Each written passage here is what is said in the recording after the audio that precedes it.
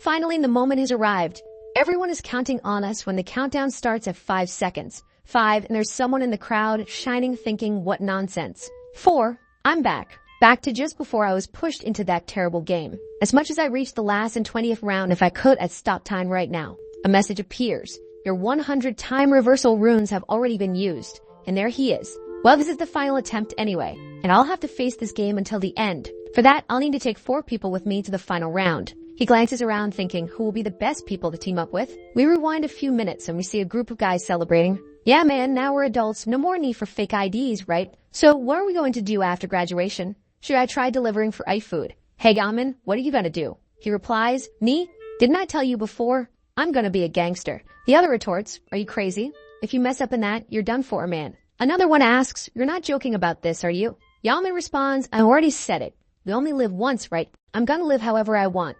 The friends laugh, half incredulous. You're nuts. Better stay away from this guy after graduation. One of them asks, then what's going to happen to that punching bag of yours? The guy you're always picking on? You mean that poor guy with the gloomy face? I don't let him off the hook just because we graduated. The friend comments, that's cruel. Now I even feel sorry for him. I bet you thought the bullying would end after graduation. Then the other friend says, you're really evil. Huh. And Yamin replies, he doesn't get to decide when this ends or not. I'll mess with him as much as I want. A friend looks up and warns, wait, isn't that the guy you always pick on over there? The protagonist is standing nearby and the announcer is saying, finally, the moment has come. Everyone is counting on us because there are only 5 seconds left. The future gangster says, it's my punching bag right there. And the announcer continues the countdown, 5, 4. The protagonist starts glowing blue.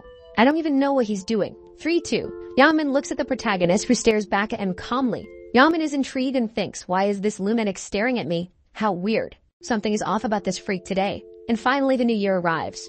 Yamin, irritated, wonders, has he lost his mind? Why is he staring at me? A friend tells him, relax, Yamin. Leave him alone today, it's New Year's. Yeah, we've got plenty of time to mess with him later. And Yamin, already annoyed, says, this useless guy. I'll let him off today. The group celebrates, finally, we're adults. Happy New Year, everyone. May all your dreams come true. Suddenly a voice says, humans are amusing, celebrating the new year without knowing what awaits them. Yamin, looking at his friends, asks, what did you say? And his friend, also confused, says he didn't say anything but heard it too. Then, unexpectedly, an angel appears in the sky and says, seeing you all like this, lost and in shock, you look like a bunch of monkeys in a cage. One of them reacts, what is this? An angel?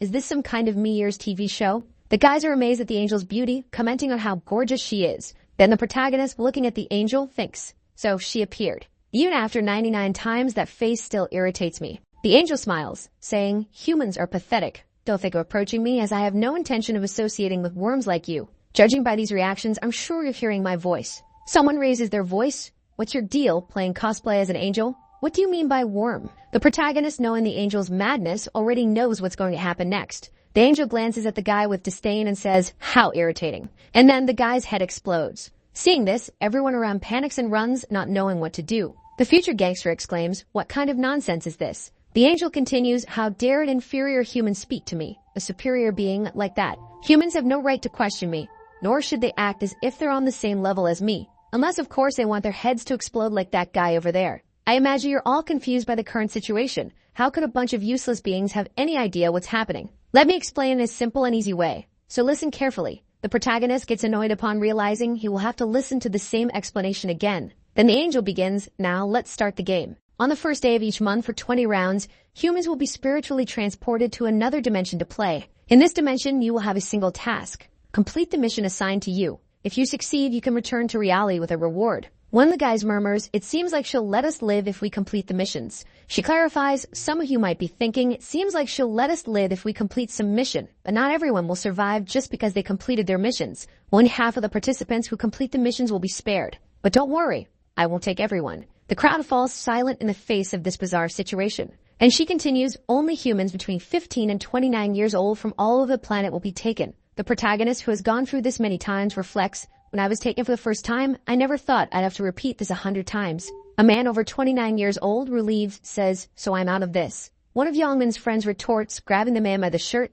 you're happy just because you'll stay alive? We might get eliminated here. Worried about his friend, Youngmin says, don't you understand the situation? Didn't you see that guy's head explode? The angel concludes, it seems we'll have about 1.8 billion participants. Now that I've finished the general explanation, it's time to start the game. Their spirits appear in a void and the angel continues. Now you're in a space where you can't see each other. Before starting, you need to create a spiritual body. Think of this as a unique customization, so be careful. The protagonist reflects, well, I'll do what I usually do. My nickname will be Black Scythe. Then we see an empty field with mountains and the protagonist appears looking very stylish. He thinks, with this it's been 100 times already. I'd used this appearance since the 12th attempt. It already feels like my real body. Other players finish their customizations and arrive at the location. Observing the others and seeing that they all look beautiful and attractive, the protagonist thinks, as always, everyone tried to look as attractive as possible. But if you have any sense, you never do that. This is a survival of the fittest world. Anyone who stands out too much becomes a target. And if you're eliminated here, you'll be eliminated in the other world too. He comments, resign, whatever. It's almost time anyway. Then he sees Yangmin, who has always chosen muscular body. The angel reappears. From what I see, everyone is satisfied with their new avatars. But I prefer when you're overcome with fear. Let's take a look. 1,800,000 in total. A guy asks, 1.8 million? Doesn't seem like there's that many people. The angel places a hand on her head and sighs, as expected of you filthy humans. Do you think there's only this one space here? Everyone is scattered across other planes of other angels. Now you need to focus on this plane of yours. Anyway, before we really begin, I'll explain it in a very simple way. First, just think of the status window. And then the protagonist opens his status window. Ryumin, nicknamed Black Scythe. Beginner level 1, no class, no title with 33 status points. No skills, no runes, nothing else. The protagonist looks at his status and sighs. The angel comments, well, now that everyone is looking at their status windows, you should have some idea of how fragile you are if you've ever played a game. Get stronger. If you survive and win round 20, you won't just be freed from this game, you'll also have one wish granted. The bystanders comment, a wish? That can't be real. But you have to be the first of all to win. She ignores the comments and says, lastly, say inventory and take a look inside. I prepared a gift. The gangster opens it and inside is a random rune fragment. The angel comments, as you can see, a random rune fragment for one-time use. You can only use it while you're a level 1. It's the only item you'll receive at the start. The gangster uses the fragment and is impressed. The angel says, judging by your expressions, your luck varied quite a bit, didn't it? But regardless of what you got, be content with the result. This was the luck assigned to you, inferior humans. Now that the rune registration is complete, it's time for the show to begin. She then snaps her fingers and everyone's window announces, mission. Eliminate 100 goblins per person across all regions. Total participants, 1,800,000. Participants who have completed, 0 out of 900 million. Current region, ESK is 45. Participants in this region, 10,200. Participants who have completed, 0 out of 5,100. As she said, only half can survive. The other half will be eliminated. The first goblin appears and someone comments, look, a goblin. This really feels like a game. Could this be some kind of new virtual game being tested on us? Were we kidnapped for this? The angel interrupts. You shouldn't be excited. Not all the goblins have been summoned yet. Then an enormous number of goblins appears, with countless yellow summoning lights. The people who thought it might be a virtual game start to panic. What is this? Why are there so many? The angel says, 10,000 humans against 50,000 goblins. Now fight to the death. The first goblins rush toward the group and everyone freezes, unable to react. Oh my god, they're coming. Don't get near them. Someone in the crowd, our protagonist, steps forward. Barehanded, he approaches the goblins. The people react. What is that guy doing? He's heading toward the goblins. But the protagonist simply gives a look and lands a precise kick on the goblin's forehead. This action seems to be part of his plan as he thinks, in a group, the first impression is crucial. I need to leave my mark on their minds. The goblin hit by the kick falls to the ground, dropping a knife. The protagonist picks up the knife. With this, none of them will dare approach me. I need to show my strength now and capture her attention. He glances at the angel, who's laughing at his kick. To impress her, I'll need quite the performance. 2 more goblins charge toward him, but with just a kick. He managed that. Imagine what he could do with a knife. He slices through them with no mercy, eliminating both. The group around him reacts.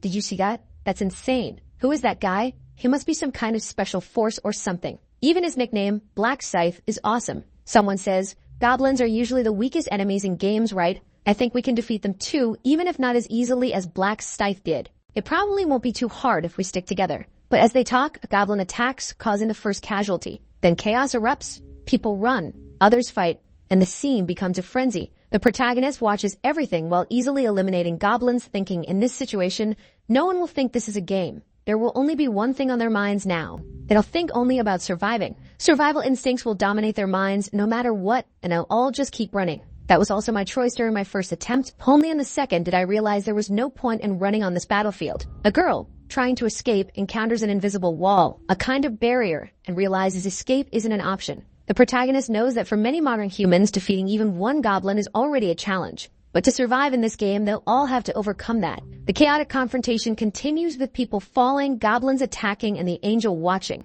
She comments, laughing, "How entertaining to see humans fighting goblins. Even small, if armed, they're dangerous." Her gaze fixes on the protagonist. Who is that human? Black Scythe, 70 out of 100. She then notices the system isn't showing more information about him besides the mission. What a mediocre system. Why is it hiding his details beyond the mission? She sighs, as a superior being guiding these humans is frustrating. But I think I'm starting to enjoy watching. The protagonist fighting eliminates a goblin. You defeated a goblin, gained 4% experience, 10 gold, and leveled up. Now he's completed 75% of the mission, dodges an arrow shot at him, and 5 goblins come his way. He dodges the first, strikes one in the chest, another and another, hits one in the forehead, spinning the dagger. The remaining goblin freezes in fear, even trying to blend in to become unnoticed. But the protagonist eliminates it without hesitation. He stares at the other goblins and taunts. Anyone else coming? The goblins cower, scared, even glancing sideways in an attempt to remain invisible. He breathes a sigh of relief. Looks like I can at least catch my breath now. Next, he opens the status window. We see he's gained 6 points at level 4, and calculating that he quickly reached level 4 and earns 2 status points per level, he decides to allocate everything to dexterity. In addition to improving his dodge chances, it also increases his attack speed and movement speed. By far, dexterity is the most important stat early in the game. He concludes, with this fast progress, I probably already caught the angel's attention. It's time to finish this. He throws the spinning dagger straight at the opponent's forehead. Hey, aren't you coming? The goblins are a bit irritated, frozen in place, and he says, if that's the case, I'll have to come to you.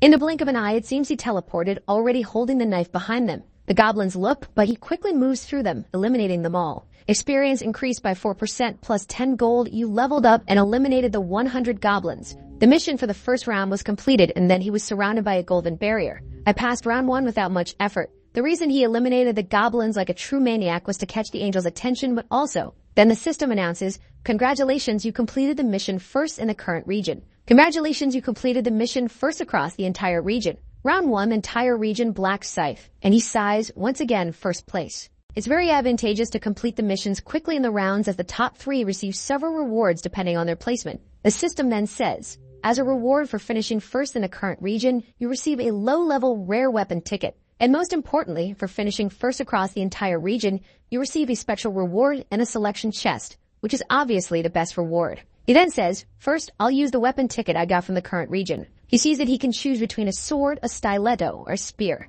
Well, it's not much, but I'm still satisfied to get items this early. Our protagonist, full of confidence, chooses the stiletto, of course. A rare weapon with 15 attack plus dexterity and no special effect, but the best dagger a beginner could use. He then discards the goblin's common dagger. I'll hold on to the special selection chest for now. Checking his status windows, he reflects on the title he earned earlier. This is something I've never seen in my last 99 attempts. He takes his rune and uses it. Use a random rune fragment. Congratulations, you obtained the time reversal rune. The rune obtained will be embedded in the player's soul. Traces of the rune were found in the user's soul, but due to the rune's special properties, registration failed. He thinks, a natural outcome. If I could emit this rune repeatedly, it would mean I could keep returning infinitely. The system notifies him again. Due to the traces, you have identified as a time traveler with 100 journeys and have earned the title of Last Traveler. He's confused. What does this mean? In this game, titles are concepts above runes in importance. The title of Last Traveler, unlock condition. Obtain 100 time reversal runes.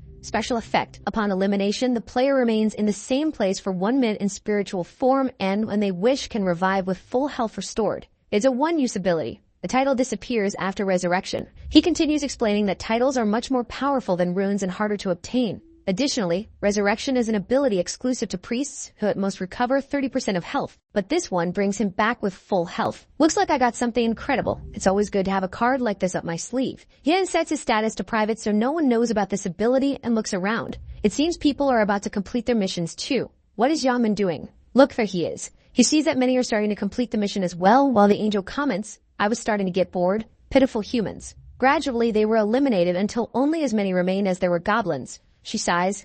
I apologize, it was my mistake. Shall we make things fun again? The girl cries, hugging her friend's body as his and the others' bodies begin to disappear, while the next legion of goblins appears. The crowd panics as the angel enjoys herself. I gave you a refill of another 50,000. I'm sure you now have more than enough to eliminate. At this point, people are already adapting and preparing to eliminate the goblins. Stabbings, shoves, and intense fights take over the field. 1,021 people finished. In the middle of the battle, some help while, selfishly, the gangster pulls a friend to take the stab in his place. 2,129 people finished. The protagonist watches everything from his safe spot. A crazy guy puts his bloody hand on the barrier, probably watching a friend being eliminated. 3,533 people finished. The angel enjoys the situation while the protagonist observes her. At the end, 5,143 people completed the mission. The remaining participants who hadn't finished yet asked where the goblins were. The angel informed them, "I warned you. Only half of you would complete the mission. Now that it's over, the rest must be eliminated. These are the rules of the game." The group reacted in terror, begging her to wait because they only needed to eliminate one more goblin. But she smiled and said, "Why so many sad faces? You should be happy to be alive. Well, in any case, you may return since you survived. Congratulations on passing the first round. I hope you put in more effort next time. But before we leave, why don't we take a look at the numbers?" The results window for the first round appeared, showing the protagonist in first place, finishing in 10 minutes, someone named Stupid Idiots finishing in 16 minutes, and someone named Heavenly Demon in 17 minutes. The protagonist ranked first regionally and overall, earning 1,000 gold as an extra reward to use in the game's shop. Everyone around him stared and he thought, "Looks like everyone already knows I'm rank 1. The angel exclaimed, "I can't believe the top one from all regions is from my region. What surprise." Black Scythe. Then she asked curiously, "How did you get so strong? Did you acquire some special rune?" She tried to check his status but couldn't. He taunted her. "Why don't we check my status window?"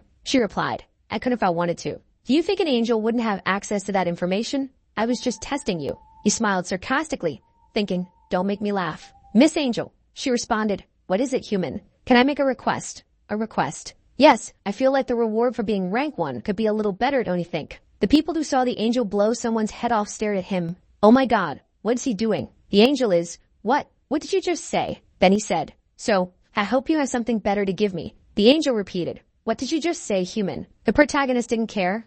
"I didn't like the reward I received, so I'd like you to give me something better." The angel glared at him, thinking, "This audacious human dared to make a request of me. I was only keeping an eye on him because he was active early on, but now he thinks he's all that just because he defeated a few goblins." She thought, ridiculous. I'll blow his head off. But then she remembered, my ability to instantly eliminate someone can only be used once, and I've already used it. But this arrogant human, it's not like I can't get rid of him. I know exactly what I'll do. She turned to the protagonist. "You want a better reward, don't you? Normally, I'd refuse this kind of request immediately, but I'll think about it and we can have a private conversation. Everyone else, please wait." The others were stunned. "Wait, what? She's actually going to give him a better reward? I can't believe that lunatic actually convinced the angel. Should I try complaining too? I didn't like my reward either, but I'm sure it's just because he's rank 1. How good is the reward she's going to give if she's making us all wait here? I'm so jealous." The protagonist glanced at Yangmin, who didn't seem to care about any of it. Our protagonist was walking in the forest with the angel. She asked, "Why aren't you walking closer to me? Do you want me to keep turning my head to talk to you? Walk by my side." The protagonist sarcastically replied, "All right, insolent human. You only listen when someone yells at you. Such a greedy race, incapable of listening to others. And how am I supposed to change something the system assigned to him? It's not like I'm going to make an exception for this guy. He should just accept what he got from the system. He'll learn what happens to a greedy insect. As soon as we pass that rock, I'll get rid of him. Of course, there's a chance it could go wrong.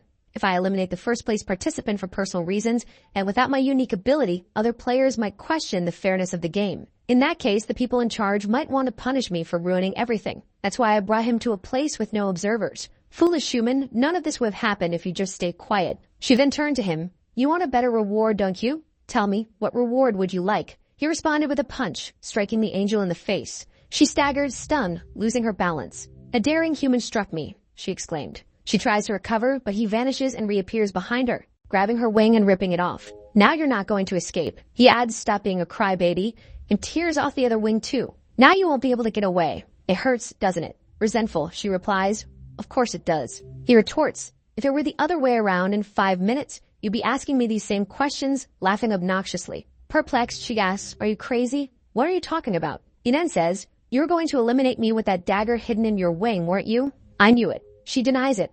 "I'm going to eliminate you, but I don't know what you're talking about. I had no such plans." He responds, "There's no reason for you to lie to me. I can tell just by looking at your face, Burial." The angel is surprised. How does a human know my name? She asks what he's doing with the weapon. He teases her. "Don't you know?" She becomes furious and threatens him. "Do you want me to blow your head off? With a snap of my fingers, you—" Sarcastically, he says, "Remember, you no longer have the ability to eliminate." Realizing her predicament, she mutters, I'm in trouble. She tries to threaten him. My allies won't let this slide. He laughs. How lies? Angels are selfish. They don't care about each other. If you're finished here, I doubt they'll care. Desperate, she pleads. You won't gain anything from this. Just stop. He laughs again. I'm going to finish you off. Of course, I'll gain something. You just don't understand yet. Still hesitating, she warns.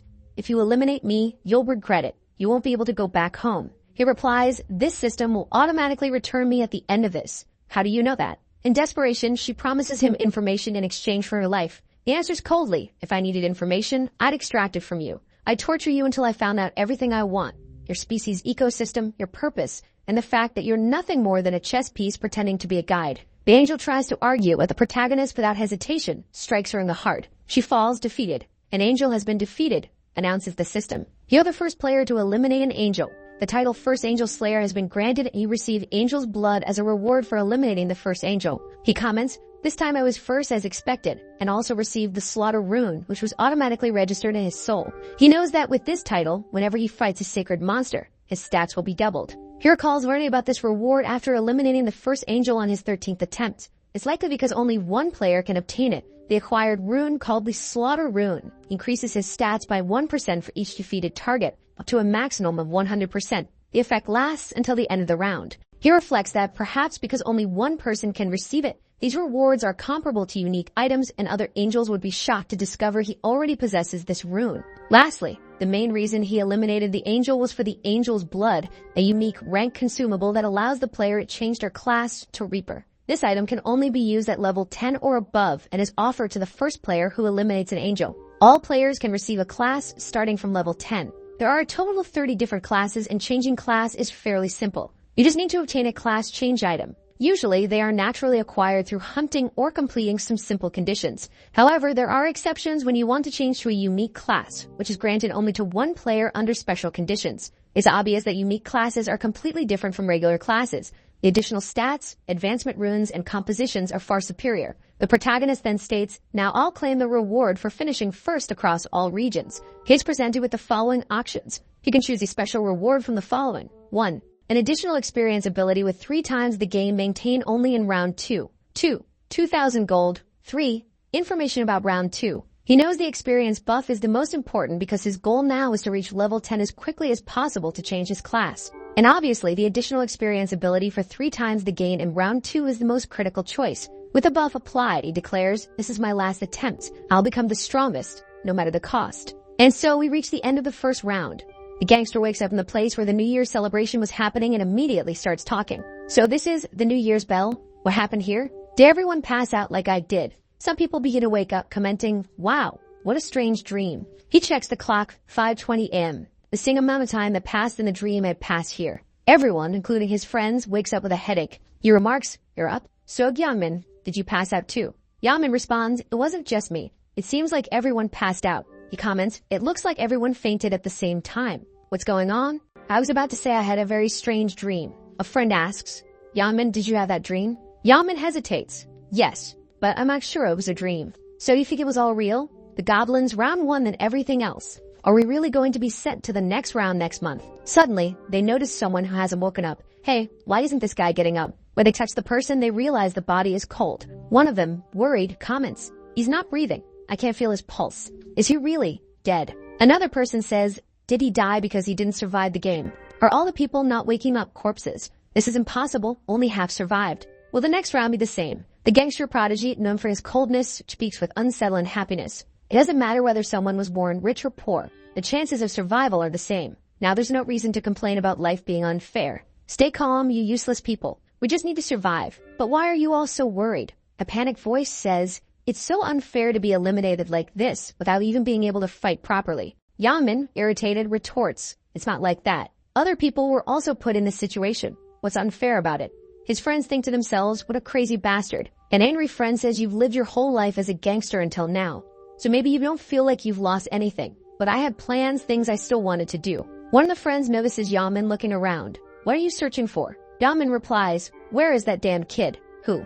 That slave of yours? Yeah, where did that guy go? I'm sure I saw him over there before passing out. Did he not even make it past the first round? Makes sense, right? How can a weakling like that survive in the end? Then he hears something, looks around and sees a guy wearing armor. Who's that guy? Where did he get so much armor? Sumini mimesis a status window open in the real world. The status window appears for everyone. They quickly realize that each person can only see their own status window. If the gang system applies to reality, Nauman tests his strength by breaking a stone with his bare hands. This is amazing, he exclaims, euphoric. The news quickly reports an unbelievable incident in front of Jongho, where the New Year's event was supposed to take place. More than 10,000 people passed out simultaneously. The scene even includes footage of the angel, and the report describes how one person died instantly, followed by the angel raising her hands, causing all 10,000 people to pass out. According to the police, this only affected people between the ages of 15 and 29. Meanwhile, on the internet, no one believes it. Those reporters are insane, many say, while others think it's just computer graphics.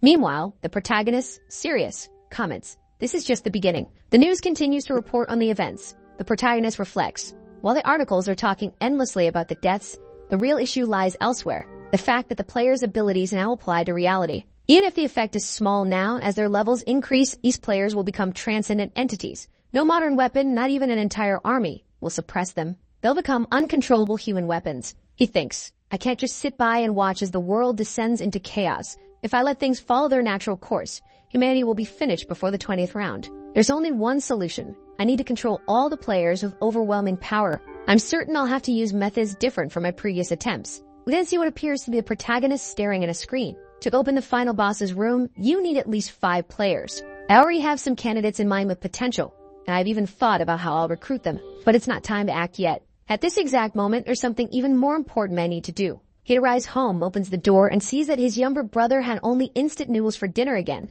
He opens the bedroom door and sees him sleeping soundly. He can sleep well even when his older brother hasn't come home yet. Ryuwon, my younger brother, is about to start his senior year. Our family was ordinary until our parents passed away in a car accident. Many things changed overnight, and one of the most drastic changes was that I became his sole guardian. He adjusts the band-aid on his brother's hand and wakes him up. He turns on the light and says, "Time to wake up, one. It's morning." The boy groans.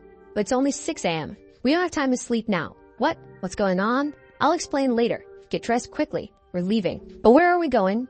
"Are you trying to watch the sunrise?" "I'd rather sleep." "Listen, one. Now's not the time to relax and sleep. The world is in chaos." "But you said we were going to watch the New Year celebration. What happened?" The protagonist replies, "Just get ready, and I'll tell you on the way." The two walk through the city. The younger brother glances at the protagonist, confused, thinking for him to look this serious. What could have happened? The protagonist says, "You have no idea what's happening right now in Giyu." His brother retorts, "Why are you saying that? You're scaring me. Did something happen while I was asleep? Take a look at the top news right now." The younger brother checks his phone and is shocked. "Ma'am, does this mean an angel appear and kidnap humans to another world?" The protagonist explains, to be precise, only their souls were taken. "You mean you too?" "That's right. Only after I managed to hunt 100 monsters called goblins was I able to survive and return." His brother is stunned by this revelation. "Is that true? Are you hurt anywhere?" "Don't worry about me." "How can I not worry about you, brother?" A flashback shows their parents' funeral. The protagonist reflects, so this is family. The only one I have left is my brother, who's crying over there. I know that to fill the void left by my mom and dad, I need to become stronger mentally. But having a strong mind and defeating 100 monsters are two completely different things. The younger brother thinks he has a weak side too. The protagonist says, "I know what you're thinking. Where I was, there was a system called status, just like in games, so physical abilities didn't matter to me." "Wow. So there was something like that." The protagonist continues, "And one more thing. When you see me later, you won't think I'm weak." His brother, confused, asks, "What do you mean by that?" The protagonist responds, "Well, if you want to know, just follow me." The younger brother says, "Man, I don't want to. Just tell me where we're going or I'm not taking another step. Please tell me first." The protagonist sees the band-aid on his hand, lowers his eyes and says, "Bang Taegyu." His brother, startled, asks, "What about him?" "We're going to Bang Taegyu's hideout, the delinquent in your class. I know he's been bullying you." "How do you know about this?" "You thought I wouldn't find out." The younger brother thinks, "I tried so hard not to make it obvious. My brother already has soulmate problems and things are so hard. I'm sorry, brother." The protagonist admits, "To be honest, I really didn't know. I only discovered the truth a few hours after I returned from my first round." Then the protagonist rests while his brother says he's going out. The protagonist narrates, "My brother went somewhere that day." The protagonist receives a call. "Hello, is this the guardian of Re-1? You need to come to the hospital urgently." He rushes there, but that day, his brother became blind. Because his older brother is weak and stupid, he thinks. He apologizes but promises that no one will bully him ever again. The scene shifts to a warehouse where a boy is being beaten. A blonde guy sneers, "Are these brats looking to get eliminated? Didn't I tell you to bring 200,000 each?" The boys are all bruised. "What? No answer? Are you ignoring me?" He lands another punch. The onlookers remark, man, as expected of Taegyu. He's cruel even to his lackeys. Even the oldest students at his school don't mess with him. No matter what happens, it's better not to get on this guy's bad side. And there's Bang Taegyu. What a load of crap. I was going to buy a motorcycle today with the money I was supposed to get, but it's all thanks to this bunch of useless idiots. He approaches a friend and asks, hey, where can I get some money? The friend replies, where I get money? Think fast and figure out a place to get some cash. An idea comes to him. That guy you always steal from, your slave Taegyu, the tall guy with curly hair. What have you called him? He must have money. Taegyu says, real one, that bastard. I was already planning to call him, so I'll beat him up to celebrate the new year. I'll rob him until he's broke. That'll be fun. But then he hesitates. But that guy is practically homeless. What kind of money will he even have for me, even if I beat him up? His house is a complete wreck. It's a dump. One of his friends says, seriously, man. He replies, yeah, that loser doesn't even have any relatives. He only lives with his brother. Then his friend notices the uneasy look on his face and asks, what's wrong, Taegyu? Taegyu stares at Riwon's brother and asks, what's that? And then the protagonist and his brother show up. Taegyu takes one look and says, well, speak of the devil. No, not the devil, but a damn nuisance. Riwon, you son of a... Riwon quickly apologizes, holding his brother back. Taegyu asks, who's this bastard? Just looking at his face pisses me off. Then he notices someone standing beside them. And who's this girl next to you? Did you bring another slave because you couldn't handle being alone? Riwon, nervous and terrified, can't respond. So protagonist steps in, I'm Riwon's older brother. Taegyu scoffs, older brother? Look at this idiot. Didn't I tell you to keep your mouth shut? And now you've gone and tattled to this loser? You're in big trouble today, and your brother's coming along for the ride. He signals to his lackeys. Go get them. The guys walk forward. Man, the world's really gone crazy. This punk thinks he can fight Taegyu. They taught Riwon. Tell us, is your brother good at fighting? One of them steps up to the protagonist, who's shorter than expected, and mocks. So, girly, are you really gonna try to fight? And he immediately gets punched in the face and drops like a rock. The guy behind him shouts, what just happened? Another adds, did that bastard dodge? And he takes a punch to the mouth, going flying as well. Man, this guy's got guts. Another rushes forward, but the protagonist dodges and lands more punches. Everyone ends up on the ground, trembling, unsure what to do. Taegyu stands there, fuming. Useless idiots. So you've learned a little boxing somewhere, huh? You think you can take me on with that? He sneers. Riwon's brother, you must think you're something special just because you've learned a bit of boxing, huh? But haven't you learned that physicality is everything? The protagonist calmly responds, haven't you been keeping up with the news? Taegyu snaps back, what news? What news? You idiot. The protagonist dodges another punch, then another and another, as Taegyu grows increasingly dizzy. What's going on? Why can't I land a single hit on him? The protagonist quips, if you read the news, you wouldn't have dared to mess with a player like me, and lands a punch on Taegyu's cheek, dislocating his jaw. Taegyu stumbles backward, his face twisting in pain. Where did that smug bastard go? The protagonist lands another punch from the opposite side for balance. Man, you don't stand a chance against me. Taegyu lowers his hand from his nose and a tooth falls out. I'll destroy you, just die already. Taegyu charges again, but the protagonist dodges, grabs his wrist, and lands 2 blows to his head. Taegyu, dazed, stumbles. Damn it, why is this guy only punching me in the face? If I could just land one hit on him, just one. He charges once more, but the protagonist dodges, lands a punch on his mouth, and sends him flying. The protagonist calmly says, bang Taegyu, does that hurt? Thinking, even after all my resets, I'll never forget what happened that day, and I'll make sure that hell never happens again. He walks toward Taegyu, who panics and begs him not to come closer. The protagonist grabs Taegyu's hand, surprising him. This is why you should never have messed with my little brother. The protagonist snaps all 5 of Taegyu's fingers at once. And now, let's move on to the other side.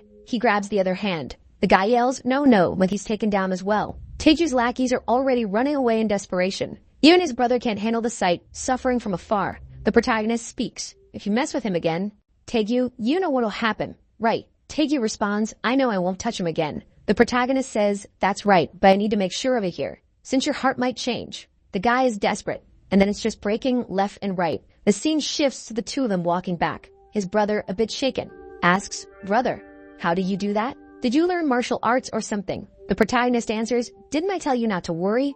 Didn't I? Players can use their skills in real life. What do you mean? Like this. He pulls out the dagger he received from the other world. His brother, surprised, exclaims, a knife, out of nowhere. So you can summon your weapons like that. Exactly. And when I was moving quickly, that was because of something similar. I dodged all their punches. The protagonist adds, that's right. My dexterity is now 11. Your dexterity stat? That's from the gain, right? A normal human has 3 points and a professional athlete has 10. So what will happen if your level increases even more? The protagonist replies, how would I know? I haven't reached that point yet. Of course, this is a lie. yet reveal that he's a time traveler just yet. The first time he revealed everything during his 21st regression, his brother was kidnapped by another player. Although he took revenge, he doesn't want his brother to experience that humiliation again. He knows he must be prepared if he wants to protect him in future battles between players. For now, he says, you want to grab breakfast at a convenience store? You're hungrier, right? Yeah. The two arrive. His brother asks, brother, where are you going? The noodles are over here. He replies, I know. Wait a moment. He swipes his card, thinking, this is everything I've saved up so far. 133,001. You withdrew all that money? I need it for something. He looks at the shelf and says, what do you want to pick out today? His brother hesitates. Brother, everything here is so expensive. Over 5,001. The protagonist responds, it's fine. Eat whatever you want. Are you really going to fill up on instant noodles for years? That's true. But will we have enough if we keep doing this? Don't worry. Pick whatever you want. Okay, then I'll choose this spicy pork belly. I've been wanting to eat this. The protagonist adds, soon we'll go to a restaurant and have steak, alright? Like really expensive meat. His brother protests. What are you talking about? This is already more than enough for me. The protagonist looks at his brother and thinks, just wait a few days. I'll eat you so much food you'll get sick of it. The younger brother eats happily, while the protagonist smiles, content. He stands up and his brother asks, thanks, but where are you going? Wait here a moment. The protagonist heads to the counter. Brother, you took out all that money for this. He buys a bunch of lottery tickets. Finally, someone doing the bare minimum after returning in time, huh? We're going to win the lottery. His brother protests, you're spending it all on lottery tickets. Yes, but how many are there? 20. What? You spent 100,001 on lottery tickets? What if we don't win anything? The protagonist reassures him, relax and just watch. What are you doing, brother? Are you choosing the same numbers? Why are you asking? These are the winning numbers. The next chapter begins with the lottery announcement. Let's start today's draw. His brother, nervous, mutters, man, we're doomed. We just wasted 100,001. We should have bought food with that money instead. The protagonist says, brother, stop biting your nails. All right, here we go. The first lucky number is 3, the second number is 18, then 9, 38, and the final number is, they're all here. His brother stares at the screen, then at the tickets. Wait a second, this is insane. We hit the jackpot. Brother, pinch my cheeks. The protagonist says, pinch yourself. This is a dream, isn't it? Do you want it to be a dream? No, never. Then he says, don't worry, it's not a dream. Isn't all this just a dream? I'm telling you it's not. We really came in first place. His brother is overjoyed, celebrating. He says, keep your voice down. The neighbors can't hear about this. And that adds, why are you so excited about it? Of course. Aren't you happy? I am, of course. I'm just thinking. I was the same way the first time. I even shouted with joy. He recalls his first time, how thrilled he was back then. But after repeating this process dozens of times, it's become almost like an annual event he's forced to endure. He knows he has to quickly amass wealth after each reset because 900 million have already been eliminated. The economy will soon descend into chaos and trading between players will become far more active in the future, all conducted through money. His brother, staring in disbelief, exclaims, I can't believe all those 100 tickets won first place. How much are we going to get? The protagonist replies, I have no idea, though he clearly knows. It's enough to shake the world, a lottery win of monumental proportions. At the lottery office, the protagonist arrives. Well, I've collected this first place reward so many times I don't even get nervous anymore. He approaches the clerk. Hi, I'm here to claim the first place lottery prize. Ah, congratulations, sir. As the clerk processes his claim, he remarks, you look like a student. Where did you buy your tickets? He replies, QS 24 at the Yeonwee branch. The clerk, startled, exclaims, what? Wait a moment. QS 24 in Yeonwee. He remembers hearing something earlier. Did you hear? Apparently, 115 tickets won this time. 115? That many? Yeah, crazy, right? But the craziest part is that 100 of them came from one place. Don't tell me one person bought all of them. Man, no matter what happens, when this person arrives, call the president immediately. They'll be a very VIP guest. The protagonist notices the clerk is distracted and interrupts. Excuse me. The clerk apologizes. Could you wait here for a moment? The protagonist agrees. A little later, the president arrives. Thank you for waiting. I'm the president of the Yeonwee Bank. The protagonist introduces himself and the president exclaims, you're the one who won first place. Congratulations. The protagonist replies, thank you. Why don't we move somewhere quieter? Please follow me. The protagonist is escorted to the ticket verification room. A secretary sees them and wonders, who's that guy with the president? Could he be his son? The president introduces him. He's a VIP guest here to claim his reward. Please ensure he's comfortable. The secretary thinks, VIP? Could he be the one who won with 100 tickets? The president says, you may proceed now. The protagonist thanks him and the secretary collects herself. Stay calm. She greets him. Would you like something to drink? We have plenty of options. The protagonist politely declines. Then she gets to the point.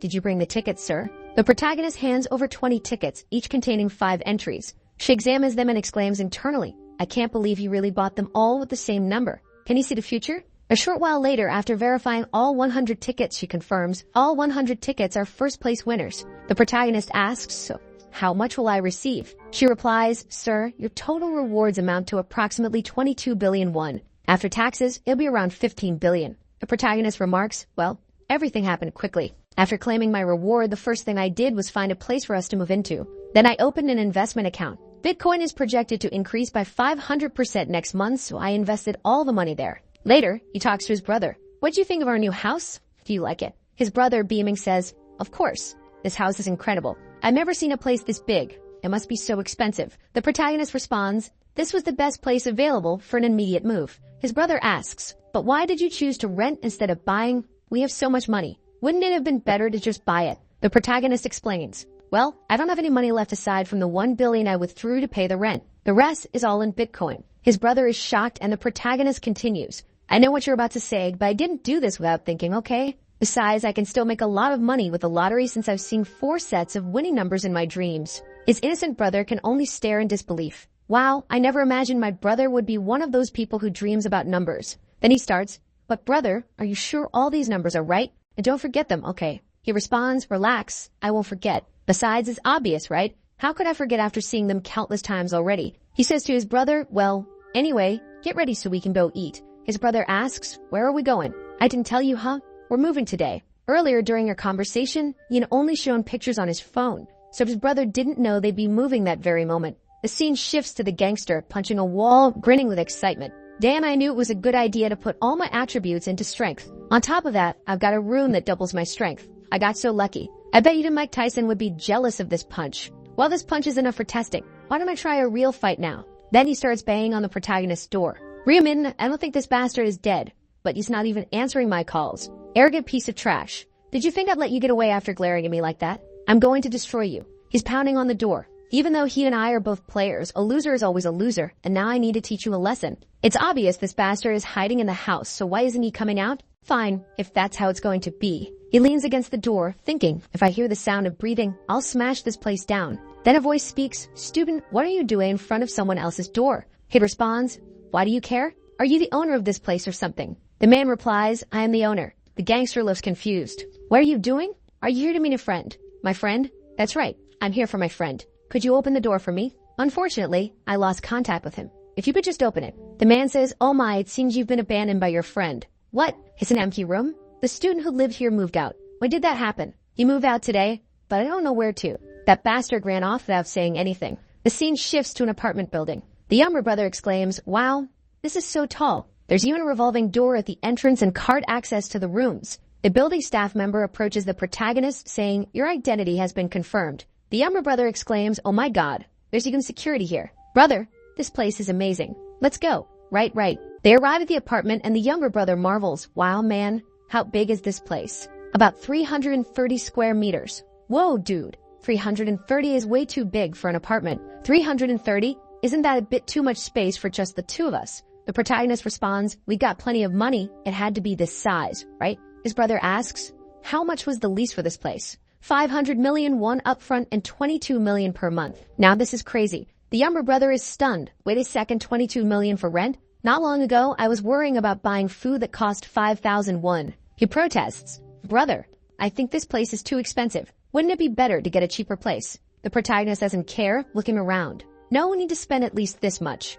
The more expensive, the better the security. He thinks to himself on the first day of the month, players fall asleep until they return from the game. This is the most vulnerable time for everyone, for natural disasters, earthquakes, fires, and assassins hired by other players. So when the time comes to enter the other world, players need to be in the safest place possible. It doesn't matter how amazing you are in the other world if you get eliminated here in real life. The protagonist asks, do you like the apartment? Brother answers, of course I do. There's no need to ask. Good. I'm glad you like it. The younger brother, feeling guilty, mutters, I'm sorry, brother. The protagonist asks, why are you worried about this otherworld stuff? Do you think I'll have to fight again when the next month comes? But I'm here just enjoying everything without any problems. I didn't know his things. I'm sorry. The protagonist gives him a slap. Why are you so down? You think I won't come back from the next round? It's not that. Stop thinking about that stuff and let's go eat. I heard there's a great Korean food place on the second floor. The protagonist checks his phone. It seems like he noticed I moved. I'll just ignore him for now. It's not like I'll run into him again in real life. Well, maybe in the other world. The next day, the protagonist wakes up. He sees his brother heading out and asks, "Where are you going?" The brother replies, "You're up. I ordered some rice cakes. I'm going to pick them up." The protagonist thinks, rice cakes? I don't remember this happening in any other reset. Of course, things aren't guaranteed to happen the same way, but it's the first time he's going to get rice cakes. He asks, "Why did you get them?" The brother replies, "I'm going to give them to our neighbors since we just moved. Isn't that a good way to make a good impression?" The protagonist says,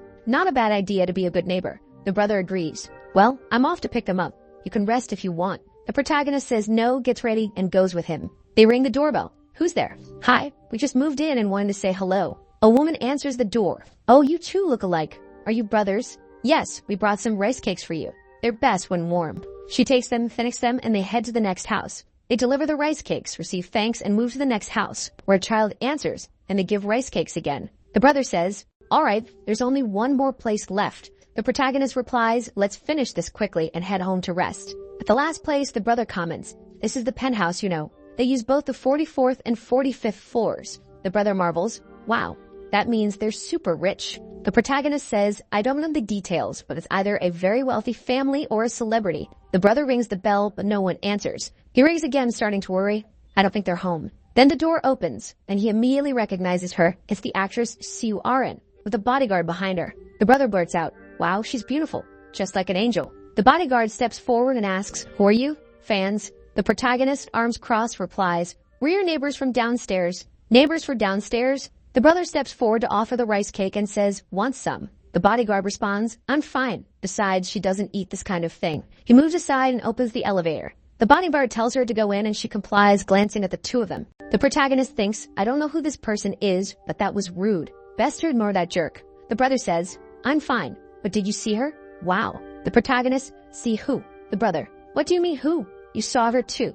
"That was Siu Arin." "Siu Arin? Siu Arin? Who's that?" The scene shifts to Siu Arin, reflecting on how several actors have been eliminated. She's worried about how the world continues to function. She receives a text message. "Arin, do you see the news? Seujin passed away. Are you coming to the company tomorrow?" She reflects. To think that someone more successful than me was eliminated in the first round. If I hadn't obtained a good rune, I'd probably be in those headlines too. She realizes how far she's come and thinks about how she's managed to stay where she is. Would I have become this famous without the company's support? Even this penthouse is funded by them. The bodyguard asks, "What are you thinking about, Arin?" She replies, "Nothing." He sits and says, "You could be honest with me. Didn't I tell you that before?" She says, "I was just thinking about how the world ended up like this. And will I survive the next round? Is that what's on your mind?" He reassures her, "Don't worry about the next round. Why would you worry with me by your side? You just need to have confidence in me and relax." She thinks, "Of course, who else would I trust?" She thought to herself, "When the company assigned this guy as my manager and bodyguard, I was skeptical, thinking they just wanted someone to keep an eye on me. But if it weren't for him," remembering how he helped her eliminate the goblins, she realized she would have been eliminated in the first round without him. He said to her, "I'll protect you no matter what happens, so don't give up." She replied, "Thank you so much, but what about those two rice cakes they brought over? They look delicious." The bodyguard said, "You'll gain weight if you eat that." She retorted, "Wow, but they went out of their way to come greet us. They must be upset." He responded, "Forget it. They just came to greet you. It's nothing special. They probably want something from you. If you give them an opening, they'll keep bothering you." She reflected, they didn't seem like that kind of people. Then she added, "Come to think of it, that neighbor of ours looked older than 15. So he eliminated 100 goblins and survived." The bodyguard replied, "I think so." She said, "Wow, it's fascinating to see him go through all that and act like it's no big deal." The bodyguard questioned, "Do you really think eliminating 100 of those things was hard? Only an idiot would fail." She knew she'd only done well because her abilities fit that world. Even then, she wasn't as skilled as that person, Black Scythe. He almost made me pity the goblins. He probably has some real-world job. I wonder what he does. I'm sure I could survive the second round if I worked with someone that's skilled. This time, I only survived by luck. Will I really make it out alive next time? The next day, Tuesday, January 31, 11 o'clock a.m., the protagonist arrives home and his brother greets him. "You won again." Apparently, the protagonist had won the lottery once more, this time a casual 15 billion won. His brother exclaimed, "Didn't the bank say anything? This is your fourth win." The bank president, already intrigued, said, "You're back, my lucky client. What's your secret?" The protagonist replied, "I told you last time. I got a divine message in my dreams." The president remarked, "Wow, I wish I could have those dreams." His brother asked, "So, were you putting all that into Bitcoin again?" He confirmed, "Yes. It's already up to 150 billion. His brother cautioned, "Shouldn't you start withdrawing it?" I'm worried it'll crash. The protagonist responded, not yet. Now let's eat. They ate and walked around the city. At 11:55 p.m., lying beside his brother, the protagonist said, "Brother, you have to stay alive and come back." His brother looked at him and replied, "Relax. You saw me deal with Taegyu, right?" He nodded. The protagonist placed a hand on his brother's head and said, "Don't worry, just go to sleep. When you wake up, I'll already be back. Now I'm off." He was transported to the second survival round. The usual crowd muttered, "We're back again. I'm here once more. This place looks different from the first round. Who's that guy?" Everyone stared at the protagonist, who looked stylish as ever. He observed, "Judging by how they're keeping their distance, most people seem to recognize me. Everyone's here. When will it begin?" A new angel appeared and said, "You're all here, but I'm a different angel from the previous one. Why do you think that is? What happened to the other one?" Confused people asked, "Where's the other one?" She replied, "The angel who managed the previous round had an accident and won't appear. But don't worry, humans. From now on, I will guide you. Since everyone's here, I'll now announce the objective of this round." The mission window appeared for everyone. Round 2, main mission. Select a regional representative within 3 hours. People questioned, "What does it mean to select a regional representative? I thought they'd ask us to kill some monsters." One of them pointed out, "Wait, check the survival numbers. Could everyone survive this round?" The angel commented, "Since everyone seems confused, I'll explain. As you can see, completing this round has nothing to do with fighting. It will end once you select a regional representative. When someone becomes a representative, they'll gain the authority to command others and force humans to do whatever they want. If a representative gives an order, the others will either crawl or be eliminated by them. Don't you think that's immense power? In 3 hours, everyone will receive a ticket to vote. With this ticket, you just need to choose someone to become the representative." One guy observes and asks, "That's it? Nothing more?" The answer comes, "That's right. By simply voting, you will complete the mission and can return home. Think of it as a break between rounds." Everyone is excited. "Man, I don't even have to fight. I'll survive. This is way easier than the last round." Then she adds, "Well, now you just need to discuss who will become the representative within the next 3 hours. Time until voting, 3 hours. People are ecstatic. "Man, I'm not going to be eliminated. This is great." The maniacal gangster, however, is annoyed. "What a disaster. I was ready to fight, and now it's all for nothing." Someone approaches him. "Yangman, calm down, man. What's the problem? We'll survive just by voting." But the maniac keeps ranting, "I put all my attributes into strength and can't even show my potential. This is infuriating." The protagonist thinks, well, seeing how he put everything into strength, he probably got the strength rune this time too. Everything, including Yama's rune and this whole situation, is exactly as I remember. They'll spend the next 3 hours arguing about who to vote for. But becoming the representative isn't the most important thing.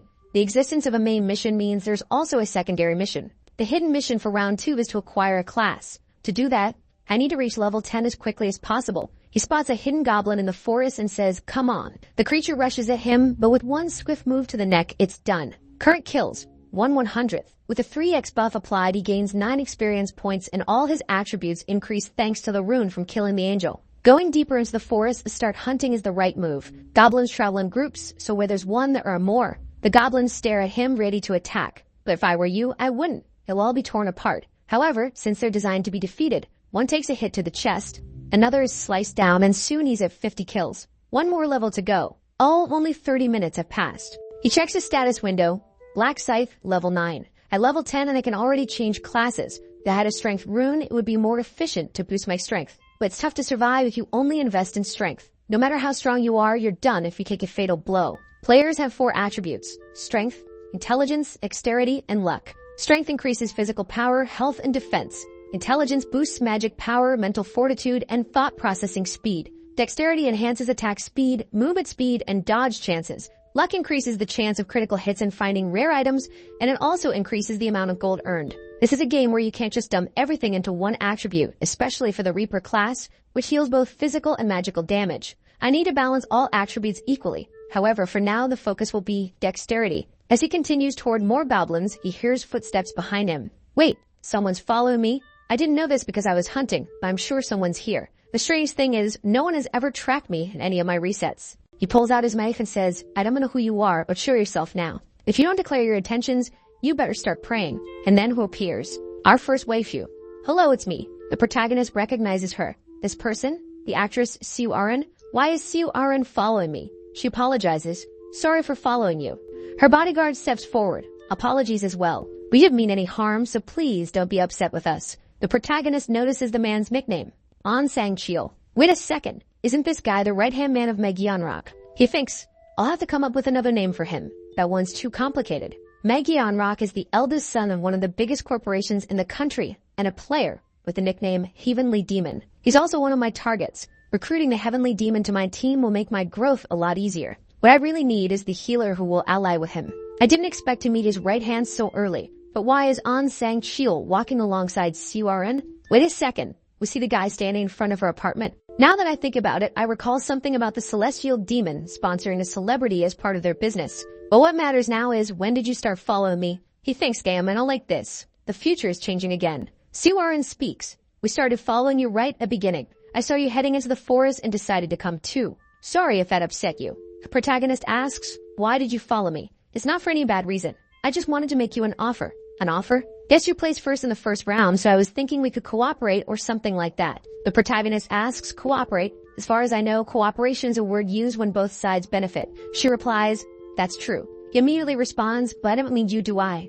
I'm doing just fine fighting on my own. Don't waste my time with useless conversations and leave. Wow, the protagonist is not holding back. She tries again, let me stay with you. And he says, no, I'm too much of a man to stay with a woman. I have no intention of forming a team with you. Then he turns his back and walks away. The guy gets irritated, thinking, who does this bastard think he is? How big is his ego? She collapses to the ground. He exclaims, Miss Urin. She responds, he's not rank 1 for nothing. The pressure was overwhelming. The guy says, pressure? Of course you'd be nervous with him pointing a knife at you. She replies, I just want to form a team with rank 1. But it looks like things didn't go as planned. He says, what did I tell you? People like him are too proud to consider teaming up with anyone. I know, but it's still disappointing. Well, don't be. We're wasting time following someone like him anyway. She comments, wow, I didn't know there would be monsters like this in the forest. Should we spend this extra time hunting? Not a bad idea. Alright, let's go, Mr. Bodyguard. Seriously, call the guy by his name, girl. Even in a virtual world, show some respect for his profession. Meanwhile, a goblin looks around confused. Where is he? The protagonist suddenly appears and strikes. He thinks you're talking about cooperation while I'm this busy. I don't have enough time to consider those things. It's almost time to level up. You eliminated the hobgoblin. 60 eliminations. Then a pack of wolves appears. Wild dogs. Okay, 5 at once. Looks like I'm lucky. The beasts charge at him, but the protagonist glances at them and swiftly takes them all down. They drop to the ground, dead. 65 eliminations. You've leveled up and reached level 10. It's time. You met the conditions for advancement and can now access the shop. Finally, my advancement. Round 2 side mission. Advance before the voting period. Completing it rewards you with a 50% discount coupon for a daily shop item. Most people who see this side mission for the first time get confused. A mission item? Where do I get that? How does it work? What are classes? It's obvious that receiving a class is a big deal. But the problem is that no one knows how to get class change items yet, as they're only obtained after fulfilling certain special conditions. For example, warriors need to raise their strength to at least 10 and eliminate 30 monsters at once. A berserker must continue hunting while bleeding. An assassin needs to stab multiple monsters in the back. In other words, players must perform actions related to the class to unlock advancement. At first, I kept hunting monsters repeatedly, hiding and fleeing through the forest. That's how I received the Hunter class. But after learning about the Reaper class, I stuck with it. Now I've got the item. Use. Use a class advancement item. Your class cannot be changed. Choose carefully. Do you want to switch to the Reaper class? I don't need to think about it. Yes, you switched to the Reaper class. As a reward, you've received the Reaper rune. And there it is. When used during the day, the weapon's attack is doubled. At night, attack speed increases by 50%, and the chance of an enemy detecting you is drastically reduced. The rune has been automatically registered to the player's soul. As an advancement reward, you receive the Reaper's Scythe. As a reward for completing the secondary mission, you receive a 50% discount ticket. Your rank has increased from beginner to apprentice. The protagonist comments, alright, my rank has gone up too. Here, players are divided into 6 ranks. Grandmaster at level 99, Master at level 60, Expert at level 40, Regular at level 20, Apprentice at level 10, and Beginner at level 1. Just like in a game, you receive more abilities each time your rank increases. He receives the Reaper's ability, Death Insignia. Effect. Creates an insignia visible only to the target and the caster. The target's remaining health becomes visible, and they take 100% additional damage. The ability can only be active on one target at a time. The protagonist says, with the rank advancement, you can also equip higher rank items. He equips the Reaper's Scythe, which while playing for now holds potential. The system announces you have been identified as the first player to change classes and have received a random gold pouch as a reward. The protagonist remarks, well, being the first to advance also comes with perks. The system notifies him you have received the neutral ability. Track. Effect. Allows you to locate a target of your choice. To track a target, you need to know their face and name for them to be valid. Ability value. 20,000. The protagonist says, I got a skill worth 20,000. Should I test it? He uses it. tracking Huang Yamin. Face and name recognized, tracking target's location. Yamin's location confirmed 190 meters away. To find the target, follow the arrow ahead of you. The protagonist reacts 190 meters. That means he's also entered the forest. The last time I did this, he was 2 kilometers away. Shrek, check it out. The scene shifts to Su Arin and her bodyguard fleeing. She stumbles to the ground. I can't run anymore. My leg won't move. The bodyguard urges, we have to keep running, Arin, or we'll get caught. Stand up, even if it hurts. She struggles to get up. The spot where the arrow hit is burning. It's on fire. He reassures her. It's just a theory. But I think even if you're injured in this world, your real-world body remains intact. You just have to survive, and somehow everything will be fine when you return home. She responds, got it. I'll try to endure. But then a voice interrupts. Where do you think you're going like that? They turn to see Yamin standing there. Well, looks like I didn't hurt you enough last time. The bodyguard grumbles. Right, we got caught because of this damn woman. What kind of bodyguard says that? I thought he was more loyal. He squares up, realizing he has no choice but to fight. Yamin mocks him. Oh, old man, are you planning to fight us? Take a look, don't you see how many we are? The bodyguard asks, why are you doing this? What did we ever do to you? Yamin replies, of course you didn't do anything. Then why attack us out of nowhere? He smirks. We just want one thing. What's that? The girl standing next to you. We don't care about you. We just want Su Arin. Yamin's crew discusses among themselves. Is it really Su Arin? Look at her. It's the same name and face. Couldn't it just be someone impersonating her, right? Who cares? She looks the same, doesn't she? Yamin says, if you step aside and leave Su Arin here, I'll let you go. How about that deal, old man? The bodyguard groans. What a mess. You should have told me Su Arin was your target from the start. If you had, I would have abandoned her without hesitation. I have no intention of getting eliminated because of this woman. He thinks. But there's a problem. If I don't protect Su Arin, I'll disappoint director Meg Yanrock, the heavenly demon. Yamin taunts him. Well, old man, made up your mind yet? What's with that pose? You want to fight. The bodyguard retorts. Do you realize what you're doing is a crime? Yamin laughs. A crime? That's a good one. You think there are any laws here? And who are you going to tell? The police when we get back. Go ahead and try, but what proof you have? This might not even be my real face. The guy thinks what a situation, he's getting on my nerves, but he's right. I don't think he'll let me go with just a few words. Looks like I haven't a choice but to fight him with this battered body of mine. Then he notices someone nearby and says, you're. And there he is. Black Scythe. Yamin glances nervously at him and says, what? When did this guy? The protagonist steps forward and asks, what are you all doing here? Yamin responds, oh, hey there, brother. How about you just keep on walking? The protagonist cuts him off. I'm not talking to you. He looks at the bodyguard and asks, what's the situation? The desperate bodyguard explains, this guy, they're trying to capture Su Arin and set a trap for us. If you could help, we know you're a great debt. Mr. Black Scythe. The protagonist turns to Yamin and asks, what's he saying? Is it true? Yamin retorts, who cares if it's true or not? Just go on your way. It's none of your business. The protagonist's aura flares red. What do you mean it's none of my business? These are people I know. Yamin hesitates. What are you going to do? The protagonist swiftly draws his scythe. I can't abandon an injured person. The gangster grows irritated. Su Arin is relieved. The bodyguard expresses his gratitude, and a protagonist finds himself at the center of it all, thinking, well, it's not like I won't benefit from doing this. If I help this guy, the celestial demon will think highly of me. And if a conglomerate like his owes me, it'll create a snowball effect, leading to a much bigger favor in return. Not to mention, I really don't like these useless idiots here. Yamin seers, so what are you doing, man?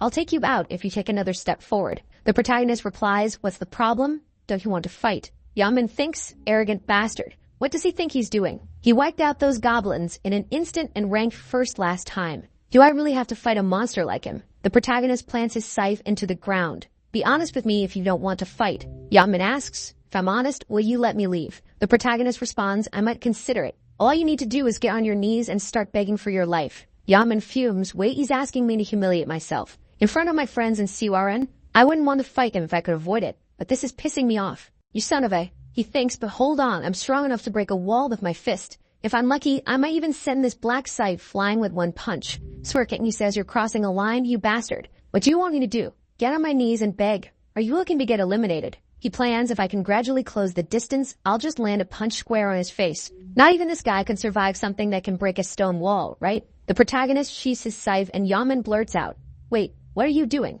The protagonist replies, wouldn't it be unfair for you to come empty-handed while I use weapons? Winning that easily would be kind of boring. Yamin snaps, you're being ridiculous. But before he can finish, the protagonist vanishes and reappears in front of him. You fool. You put your weapon away and expose your face. Yamin throws a punch at the protagonist, but he quickly sidesteps and counters with a kick to Yamin's stomach, sending him flying. Yaman crashes to the ground, beaten and groaning. The protagonist smirks. Stop swearing. My ears might rot if you keep that up. He lands a heavy punch on Yaman's mouth, grabs him by the collar, and rains down more blows on his face. Yaman thinks this isn't just a punch, it's like being beaten with a hammer. This bastard is as strong as I am, but he doesn't seem to have his strength ruined like mine. How is he this strong? Dizzy and battered, Yaman's friends try to intervene. Yaman shoot him. One of them draws an arrow and Su Arin watches in fear. The protagonist calmly steps aside, closes the distance, and now face-to-face addresses the attacker. Oh, I think you got lucky and managed to find a bow while hunting, right? It's a shame you've ended up meeting me.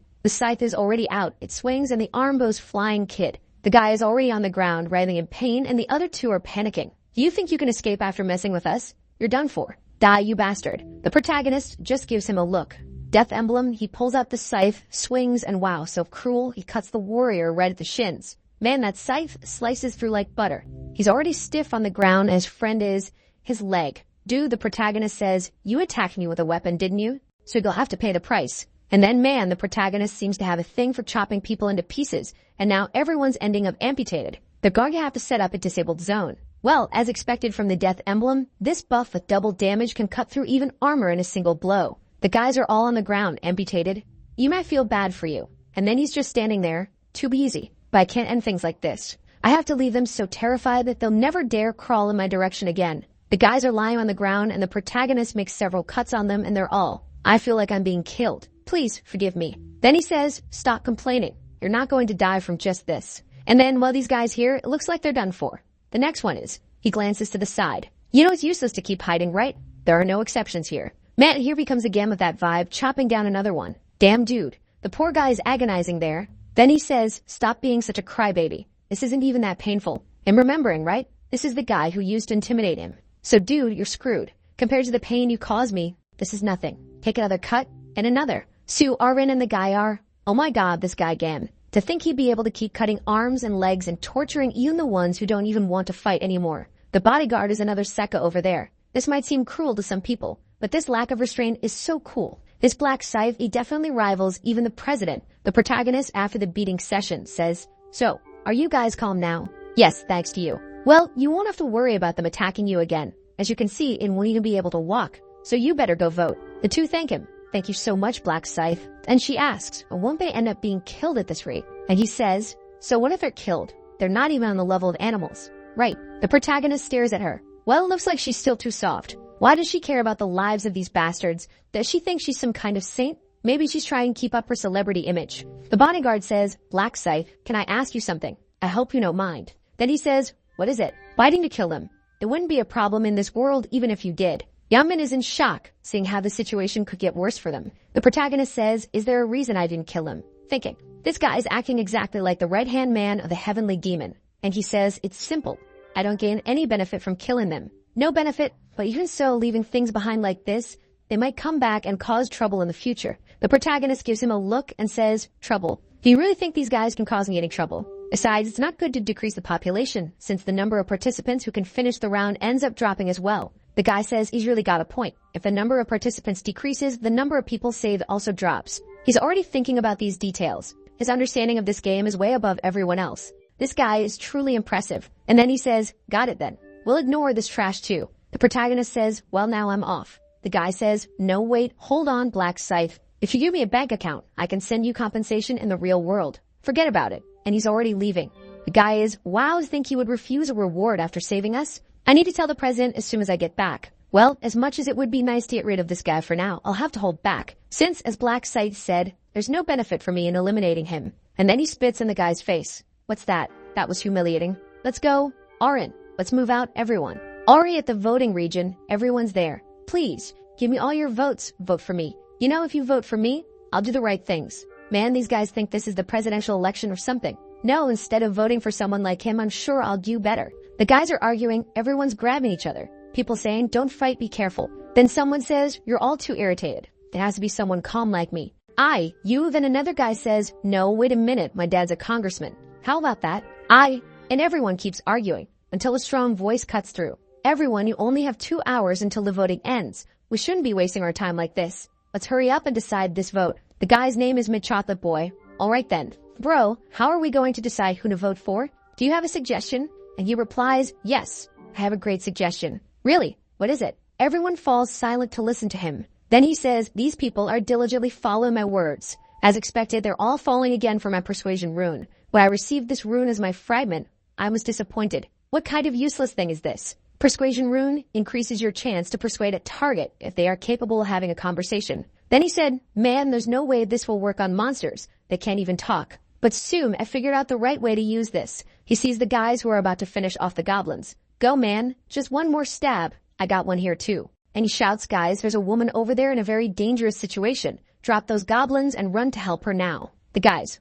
what? Let's go. Let's help her first. And just like that, you manage to get past the first 100 goblins. If things go as I'm planning, I'll easily become the representative of this region. Then he tells the group, everyone. First, we need to decide the candidates. We should narrow the options down to a maximum of 5 and decide among them. The group, all manipulated, says, that's not a bad idea. It makes sense. It's a more organized way. Then he says, all right, let's reduce the options first. If there's anyone you want to recommend, raise your hand and say their name. The chubby guy was about to recommend himself, but the guy says, obviously, you can't recommend yourself. If we do that, we'll end up with the same problem as before. Then the chubby guy's like, damn it. He's right. Seems like we're stuck again. And he thinks, it's so easy to persuade these losers. But the group is indecisive.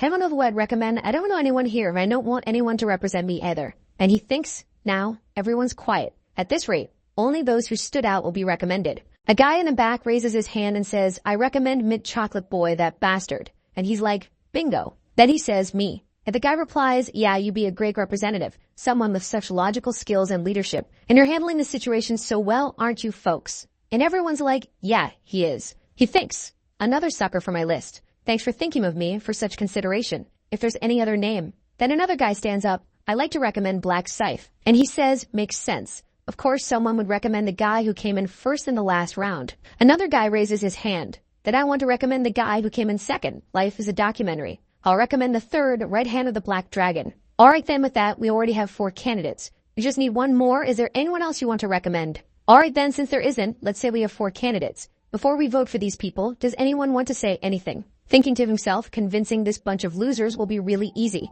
When I become the representative of this region, I'll. Another guy nearby interrupts, stop talking all that nonsense. Then he goes, looks to the side, and there he is. Life is a documentary, the guy ranked number 2. And he says, I can't listen to the garbage you're spouting anymore. The guy's like, what do you mean? What are you saying? Then he replies, oh, Mint Chocolate Kid, you must think this world is pretty easy, huh? People just do what you say with a few words, right? Now he's there thinking, what does he mean? Could he know about my ability? No, he must be talking for another reason. Rank number 2 steps up, go to hell. Who do you think you are to decide who represents the region, you damn provocateur? Then the guy responds, oh, you're already crossing a line. There's a saying that the words a person uses are their face and personality. Do you really need to be so hostile? Mint Chocolate thinks, perfect, this will probably work. But the guy snaps, oh, you bastard, are you really trying to teach me a lesson? You want to get eliminated, don't you? Then he's like, what? How is my ability not working on him? Wait, there's no way. He looks around at everyone. Oh, you bunch of bastards, you better not vote for anyone, got it? Vote for me, or I'll destroy you all. Mint Chocolate's there.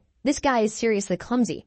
Do you really think people are going to obey you talking like that? Stop embarrassing yourself and disappear. He hears that, stays silent for a second, then gets grabbed by the neck. Stay one more thing, my friend. Not writhing on the ground, he says. I told you, didn't I? I'd eliminate you if you mess with me. The poor guy drops dead, and then he declares, if you don't vote for me, you'll end up like this guy here. Everyone is terrified and in shock. This guy's insane. He's a killer. Then he says, so what? Come fight me if you've got a problem. This guy's lost it. He's completely unhinged. Then he laughs and says, well, since you're going to keep spouting nonsense and not fight, looks like you want me to come over. And now the guy is outright eliminating everyone mercilessly. This is the best. No police, no reporters, no cameras. I can kill as many people as I want. If you don't vote for me, I'll eliminate you in the next round no matter what. Got it? Everyone's on edge. So what do? Vote or get eliminated. Done. Now they'll vote for me out of fear. That way, I'll guarantee becoming their representative. Black Scythe, I'll take this bastard down as soon as I get authority and become rank number 1. Meanwhile, the protagonist is out hunting, already having eliminated 265 monsters, maximizing the rune effect and taking full advantage of the experience buff. Well, it looks like I'm almost level 16. The downside is that since I gained so many levels, progress is slowing down now. Even after killing 200 monsters in the last 2 hours, I barely managed to gain 2 levels. The upside is that it's been pretty easy, obviously, right?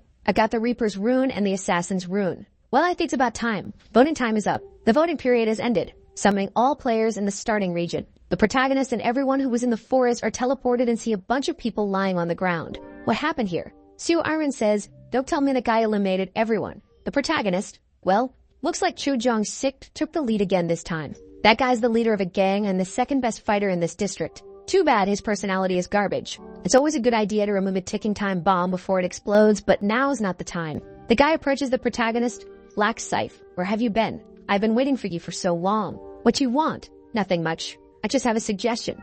I'll get straight to the point. Serve me. Serve you. That's right. I'll spare your life if you serve me. The protagonist laughs. Hold on. So you're saying you want to start a fight now? Get on your knees and beg or you won't leave here unscathed. Rec number 2 is there. Looks like you're still crazy. You don't seem to understand the situation you're in, but once I become the representative. Then the protagonist says, is it hard to understand what I'm saying, or will you only be satisfied after getting eliminated here? He pulls out the scythe and the guy stammers. Wait, where'd he get that weapon? Damn it, I messed with the wrong person. The protagonist stares at him. What's the matter? Cat got your tongue. The guy responds, you know I'm Cho Jong-sik, right? The leader of the Jong-sik gang. Do you really think I'm going to kneel to someone like you? Come at me with that weapon of yours, you son of a... The protagonist thinks, looks like he's as hot-headed as always. Well enough joking around. Things would get complicated if I showed my strength and ended up getting the votes, so I need to make Cho Jong-sik the representative so I can use him in the 3rd round. Not to mention it's almost time for the angel to appear. Right on cue, the angel shows up. Have all the humans gather here? The protagonist says, you're lucky. You better think carefully about who you challenge if you don't want to get eliminated early. The guy freezes, I almost had a heart attack. But I'll let you off for now. Just wait, you might become the representative of this region. I'll pay back this humiliation tenfold. The angel speaks. Have you all decided I'm your representatives? I see that apparently you've done more than just talk in the last 3 hours. Of course, I don't care if a bunch of undesirable humans gets eliminated or not. Shall we proceed with the voting? And so the voting for the representative begins. You can vote for one person, and the person with the most votes will become the representative. To vote, just look at who you want to vote for and think vote. Players who fail to vote within 5 minutes will be disqualified from the round and eliminated. The voting starts. Everyone is wondering, who should we vote for? The gangster thinks, as expected, everyone's looking at me. But then he notices a girl not looking at him. He snaps, why aren't you looking at me? She looks startled and shouts, anyone who doesn't look at me will be eliminated. The protagonist remains calm, trying to draw as little attention as possible, while the gangster declares, if you don't vote, I'll eliminate you myself. I saw you turn your head. Someone's trying way too hard. The voting ends. Well, voting isn't over. Good to see none of you tried to avoid it. Now let's check the results. The angel claps her hands and the results appear. The gangster actually wins. Life is a documentary, 2,400 votes. In 2nd place, the protagonist with 2,000 votes. The gangster exclaims, I'm in 1st, but are you telling me I only got 2,400 votes? And Black Scythe is in 2nd. Those bastards, I told them to vote for me, but they voted for Black Scythe instead. The angel announces, well, here are the results. Life is a documentary. You're the representative of this region. Since that's the case, I'll grant you the power of authority so you can command the people. Then the system speaks, you become the representative of the region. As a representative, you've been granted the command authority. He smiles and says, now you're going to regret not eliminating me, Black Scythe. I'll command everyone to eliminate him. But when he looks at the ability, it says, temporary skill, command authority. You can issue one command to players and forcibly control them. Under its effect, the player cannot disobey the command under any circumstances. Usage limit, 10. The ability does not work on players with a class. The gangster is stunned. Wait, I can only use this 10 times? And I can't even use it on players with a class? Does that mean everyone who's received a class can ignore everything I say? The angel continues, well, dear humans, you must be thinking everything is over after the voting, right? But that's not the case. There was a hidden mission in this round. The crowd is shocked. Wait, what does she mean? Hidden mission. Then it appears. Side mission. Advance before the end of the voting and receive a class. Everyone exclaims, what? An advancement item? Receive a class. She says, well, this mission window was programmed to appear as soon as someone reached level 10. You didn't even know, did you? The crowd murmurs, but how are we supposed to level up if there are no monsters here? She smirks. What do you mean by that? The forest is full of monsters. Well, don't feel bad. Only 80,000 people managed to advance from all the regions. Speaking of that, someone in this region got a class upgrade. Then people start saying, wow, someone already changed their class? Who? Should we check the secondary mission results to find out? She snaps her fingers and appears. Secondary mission for round 2. All regions, Black Scythe, region 45, Black Scythe. Everyone's like, wow, it's Black Scythe again. He was the first in our entire region. He's the only one with a class. And it's a Reaper. What kind of class is that? It sounds super strong, doesn't it? The guy was carrying a giant scythe. Life as a documentary is there, frustrated. Damn it, I was planning to use my authority command to make him eliminate himself. but who would have thought this guy would get a class upgrade so soon? The angel says, well, in round 2, the reward was given based on who completed the mission first. So the first to complete the mission in our region was the player Black Scythe, and not just in this region, but in all of them. Incredible Black Scythe. And you and your class is unique, a Reaper, and your name fits perfectly with it. Tell me, how did you come up with that name? Did you already know you become a Reaper? He replies, I didn't know I get a class that would match my name so well. The angel says that it seems becoming a Reaper was your destiny. The protagonist thinks even the angels don't know how to get the Reaper class. They just know it's a unique class. The angel adds, it's destiny, isn't it? How interesting to think that someone in this region would change classes and also be only one unaffected by authority commands. People are curious. You won't be affected? What do you mean, Miss Angel? Well, since I mentioned it, I'll explain everything. How about that? Authority commands don't work on humans with a class. That means Black Scythe can do whatever he wants. Plus, he only has 10 authority commands. Just because you're the representative doesn't mean you have unlimited power. The crowd reacts, oh, he only has 10 commands. That's how it is. The subject is furious. Damn Angel, why are you telling him that? The angel continues, now we need to give Black Scythe a reward since he changed classes so quickly. She snaps her fingers and it appears. You are the first to complete the mission in this region and all regions. You receive a low-rank armor and a special chest. Please select one of the rare armors. You can choose metal armor, hunter armor, or mage armor. Obviously, there's no need to think about it. The first option is too heavy, and the third has no defense. So if he takes the hunter outfit, the special chest, just like last time, offers a choice of a 3x buff,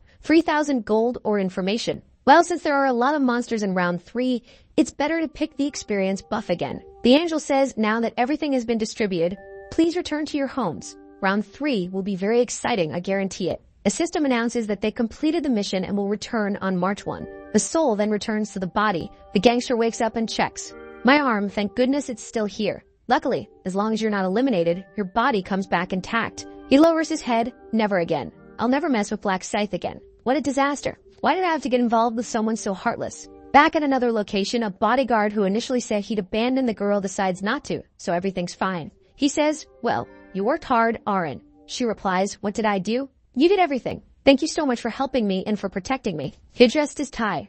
That's expected, considering I'm your manager and your bodyguard. Then she adds, I'd like to thank Black Scythe again. Is there any way to do that? Unfortunately, we don't know his real appearance, so there's no way to find him. Besides, it seems Black Scythe doesn't want his identity revealed. He doesn't. Do you know why? I asked him for his bank account number so I could send compensation, but he immediately refused. Black Scythe knows I'll be able to find him with the account number. She looks a bit sad, doesn't she? The bodyguard says, well, if you really want to show your gratitude, why don't we find him in the next round and give him an item? She responds, that's a good idea. I'll have to think a bit more about how to repay him. Well, get some rest today. I'll see you tomorrow morning. All right, take care. The guy's already in the elevator saying, President May. The president answers, hello, Sanju. He says, looks like you're still not asleep. The president replies, I was just having some whiskey after getting back from the game. The bodyguard says, I saw the results, President. Congratulations on becoming a Black Knight. The president replies, well, it was nothing special. What happened on your side? Well, Siwa Rin and I only managed to reach level 8. In the middle of everything, we were hunted, got injured, and couldn't continue hunting. Hunted. I was planning to tell you once I got back. Is it possible for me to come now? The president says, is this related to Black Scythe? Come to the hotel immediately.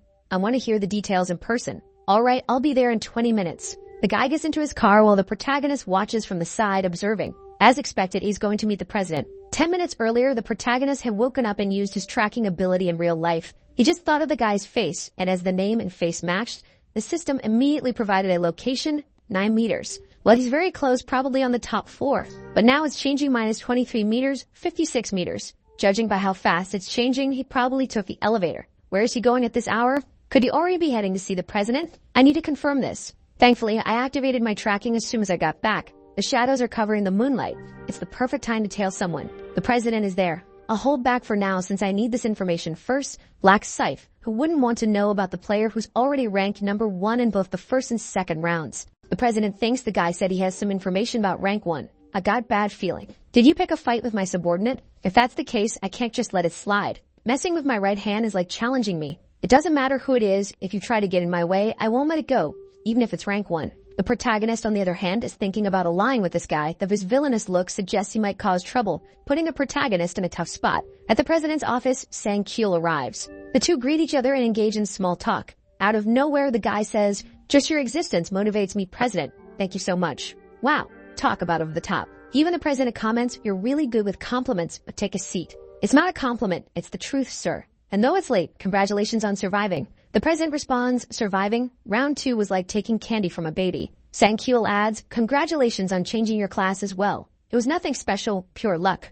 People say luck is also a skill. Besides, you rank number 2 and number 3 across all regions. That's no small feat. There's no greater honor for me than serving you." "All right, calm down there." The president remarks, "Seems like you want something. Given all these compliments, go ahead, ask me what you want to know." Sang-kyul asks, "In that case, could I ask where you got an advancement item?" The president replies, "It was nothing. It just dropped while I was hunting some monsters. The truth is, it's thanks to the rune I received that I got this fragment." We see the moment when the angel tells him to check his inventory. He opens it, and there it is, Rune of the Black Knight. The description reads, "Increases all your attributes and imbues your weapon with a black aura that damages your enemies. Automatically advances you to a Black Knight when you reach level 10. He thought, Rune of the Black Knight.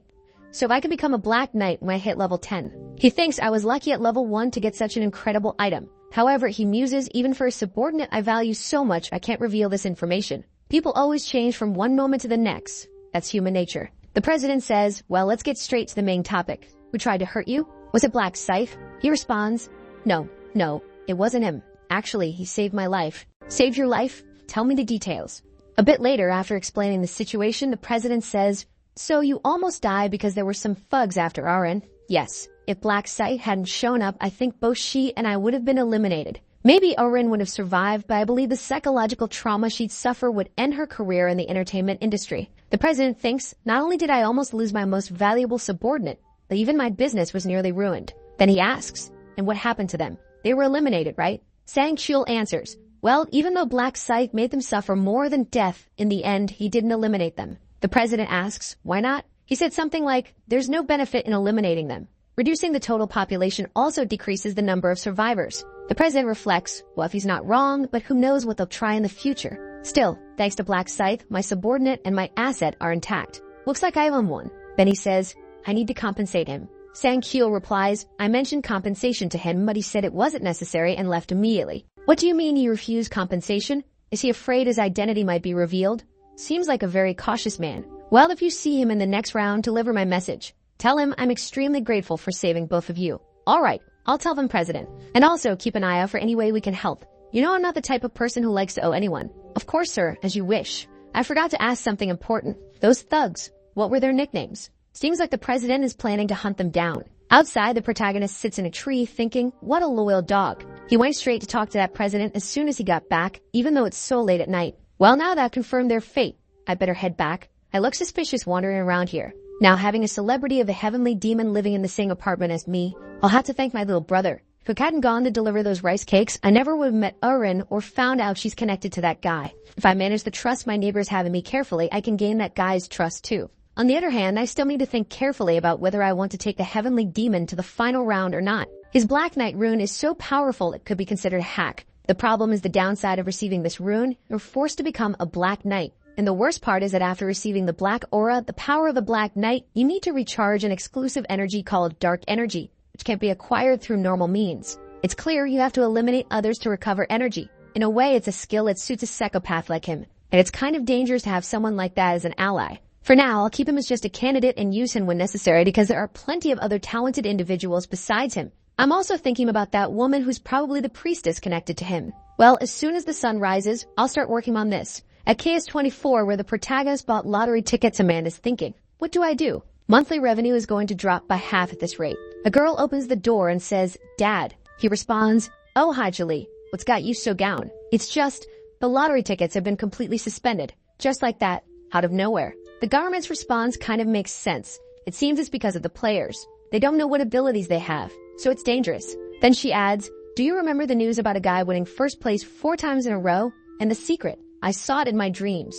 Okay, who could have been? The father says, Well, things are already tight because of rent and work expenses. What am I going to do? Don't worry, Dad. I'll graduate soon and help you out, okay? Would it be a good idea if I got a part-time job to help with the household bills? The father replies, Julie, don't worry about money. I'll handle that. You focus on your studies. You have good grades, don't you? Aren't you going to school? Your dream is to become a doctor. Dad, I gave up on that dream. School doesn't matter in this situation anymore. He says, You're right, money doesn't even matter anymore. If things go wrong, you could be eliminated in the next round. I feel lost lately. Sorry, Julie. She responds, Dad, you don't need to apologize. It's not your fault. It's okay, I promise. I survived round 2 and even received a class. The father is surprised. A class. Yeah, hold on a second, she says, and then casts a healing spell, channeling a power over him. What is this? He asks. She explains it's a skill called buff. I got it from my class. It slightly increases all your attributes and seems to have a revitalizing effect on normal people. Wow, that's an incredible skill. My body feels full of energy. She smiles and says, I can use it on you anytime, so cheer up, Dad. All right, I'll feel better. Just then, the customer enters the store, and when he looks, he freezes. Who is that? Julie asks. Do you know him, Dad? That's the lottery psychopath, the guy who won first place by hitting the same number 100 times. The protagonist enters. Hey, how's it going, sir? Do you remember me by any chance? I bought 100,000 won worth of lottery tickets. I remember you. But why are you here? First, I wanted to apologize to you. Apologize? Out of nowhere? Why? I saw the news. Because I won first place consecutively. Lottery ticket sales were discontinued. I came here to apologize for unintentionally causing so much trouble for your store. The shopkeeper replies, Don't worry about it. It's not your fault. It's not like we're going to starve just because we can't sell tickets. The protagonist responds, Even so, I feel bad for affecting you with this situation. That's why I like to offer some compensation, even if it's a small amount. The shopkeeper looks. What's this? 10 million won? The father and daughter exclaim, Wait, hold on. You don't need to do this. Take it back. The protagonist says, Please keep it. I'm sure I caused you trouble. He turns and leaves. The father says, Oh, customer. My goodness, how can I accept so much money? Julie says, Dad, give it to me. I'll go return it to him. The father agrees, All right, go return it to him then. The protagonist walks ahead and she chases after him. Excuse me, wait a second. He turns around and she says, Riemann, is that you? He responds, And who are you? You know, Mano?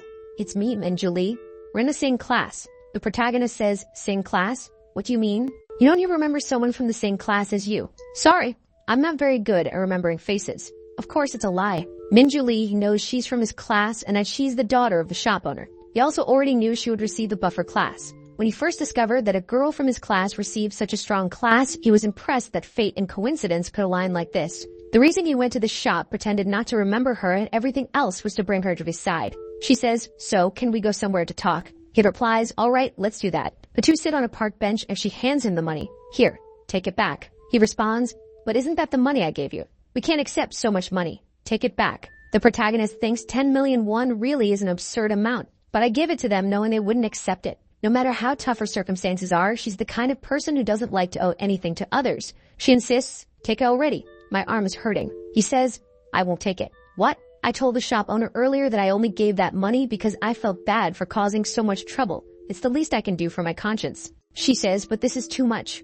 But you know, no matter how much it is, I really want you to keep it. Otherwise, I'll feel bad every time I think about this situation. Then she adds, But this is such a huge burden. I can't accept it. The protagonist thinks that's exactly why I'm giving it to you. He says, Look, tell the shop owner too. This isn't a lot of money for me, so you can keep it without feeling like it's a burden. She retorts, Oh, why are you always so annoying? Why do you? The protagonist interrupts, Well, we're done talking, right? I'm leaving. She quickly responds, No, wait. 10 million is way too much. I'll take 1 million instead. Is that okay? The protagonist replies, But are you the one deciding that? Go ask the shop owner. She says, Oh, my dad will definitely feel uncomfortable with so much money. The protagonist questions, Your dad? The shop owner is your dad? Yeah, he is. Wow, that's surprising. I go there all the time. Fascinating. She replies, It's fascinating for me too, finding out that the lottery's first place winner is a classmate of mine. The protagonist thinks, Huh, classmate? She continues, Well, didn't you realize we're in the same class? I recognized you as soon as you walked into the shop. He apologizes, Sorry, I'm really not good with faces. Besides, this is the first time we've actually talked, isn't it? True, she admits. She then says, So this is the first time you've heard my name, right? Yeah, sorry. She seems a little embarrassed and a protagonist thinks, Even though I feel bad pretending I don't know her, I have to do it to keep her interested in me. Sigma protagonist, cold and calculated. She stands up and says, I told you before and I'll say it again. My name is Minju Lee. I'm in the same class as you and this is my face. Will you remember me? The protagonist replies, I'll remember. She sits down feeling defeated. Why does it feel like I had a reality check? What am I doing with my life? I'm introducing myself to a classmate when graduation is just around the corner. The protagonist says, Well, at least we know each other now. It's not like we can't talk after graduation. Speaking of which, why don't you give me your number? My number? Yeah, is there a problem with that? I don't think it's strange for classmates to exchange numbers. You're right. She hands him her number. Here you go. The protagonist responds, Well, I guess it's fate that we met like this, so let's talk again. She agrees. Okay. He then says, I have something urgent to do, so I'm heading out. As the protagonist leaves, she suddenly remembers the envelope. I forgot to give it to him. But then she reflects.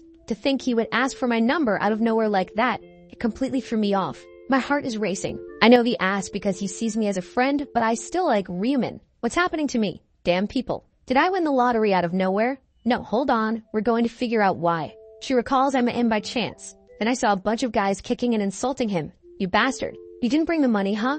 Do you think my words are a joke? Kicks all around. And she remembers thinking, oh my god, I called the police. Was it because I felt sorry for him? Or because I was the one who reported the incident and wanted to see how it would play out? She followed Ryumin to make sure I got home safely. But when she saw him working his part-time job as if nothing had happened, she realized he was much stronger than he seemed. From that moment on, she began to take an interest in him. But she never had the courage to speak to him. Her feelings grew, but she was always too scared. Who would have thought we'd meet like this? I need to act now. This is a chance given by the heavens. And there's no way I can pretend I don't know him after receiving 10 million. Well, since that's the case, should I ask him to grab a bite to eat with me? That's how you do it. Go for it. Call the protagonist who's lying in bed scrolling on his phone. Damn, she already called. Let's go eat. Let's grab dinner. I'll pay. I have plenty of money, but I can't keep relying on you so much. The protagonist thinks good, a positive sign. It seems she feels like she owes me something and wants to buy me lunch. It would be easy to make her an ally and naturally become her friend. This way I can save her and take her to the 20th round. He gets